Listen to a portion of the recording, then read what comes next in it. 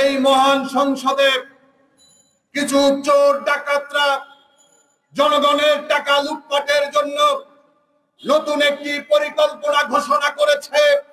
আমরা দেখেছি 2009 সাল থেকে বাংলাদেশে বাজেটের অবস্থা আমরা লক্ষ্য করেছি। আমরা দেখেছি রাষ্ট্রের সর্বপ্রধান শেখ হাসিনার আত্মীয় স্বজনরা কিভাবে বাংলাদেশের ব্যাংকগুলোকে খালি করেছে। আমরা দেখেছি বাংলাদেশ ব্যাংক থেকে কিভাবে স্বর্ণগুলোকে তারা নিরুদ্দেশ করেছে। আমরা দেখেছি শেখ হাসিনার বেয়াই বাবর আলী কিভাবে 2000 কোটি টাকা বাংলাদেশ থেকে পাচার করেছে। একটা কথা বলেছিলেন যে ভারত যাদের বন্ধু তাদের আর শত্রুর দরকার নেই। আজকে স্বাধীনতার 53 বছর পরেও আপনারা যে বুঝতে পেরেছেন যে ভারত আপনাদের শত্রু, এটা হচ্ছে আজকের আন্দোলনের সবচেয়ে বড় অর্জন।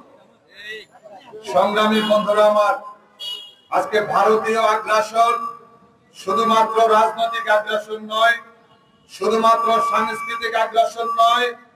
আজকে ভারত একটা ক্যান্সার হিসাবে আপনারা শুনেছেন যে ইউরোপীয় ইউনিয়ন কয়েকশো প্রোডাক্টকে তারা বলেছে যে এতে ক্যান্সারের জার্ম পাওয়া গেছে।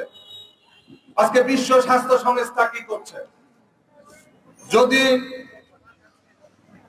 527টি খাদ্য পণ্যের ভিতরে ক্যান্সারের যদি উপাদান পাওয়া যায়, তাহলে এই উপাদানের খাদ্যগুলোকে কেন নিষিদ্ধ করা হচ্ছে না বিশ্ব স্বাস্থ্য সংস্থার কাছে আমরা জানতে চাই।